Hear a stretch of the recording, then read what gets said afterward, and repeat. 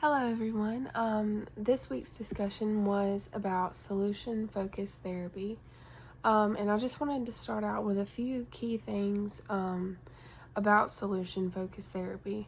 So, solution-focused therapy assumes that everyone has the tools that they already need to solve the problem that they are currently experiencing.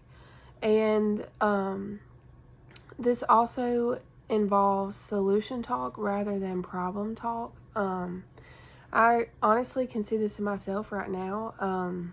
I hate it when people, well, I wouldn't say I hate it, but I don't mind listening to when people complain. But my question always back to them is, well, what are you going to do about it?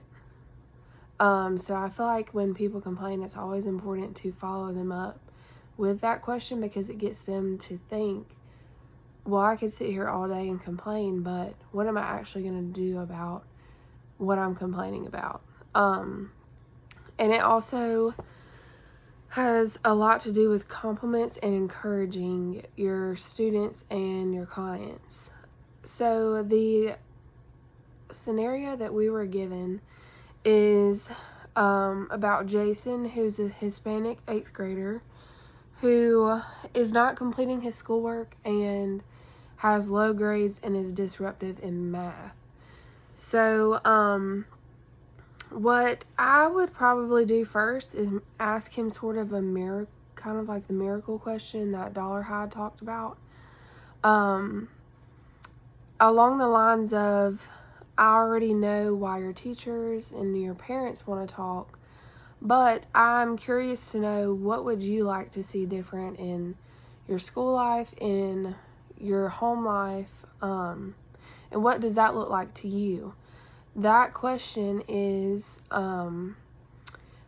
giving me concrete answers that I can then use as markers of progression. So like, he gives me what he wants his future to look like, and once we have met those goals, then I can know that we're seeing progress.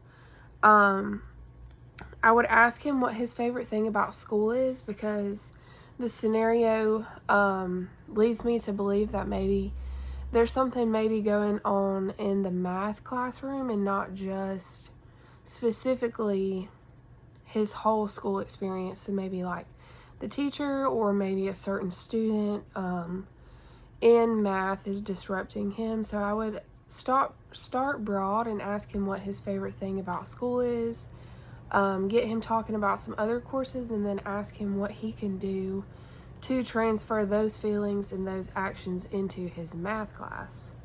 So this question, by asking him this, it recognizes his need for independence since he is an adolescent. He is becoming independent, and he wants people to recognize that he is becoming independent, and it also gives him the confidence that he knows he already has inside him what he needs to change this situation, which is the ultimate definition of solution-focused therapy. All right, thanks for listening.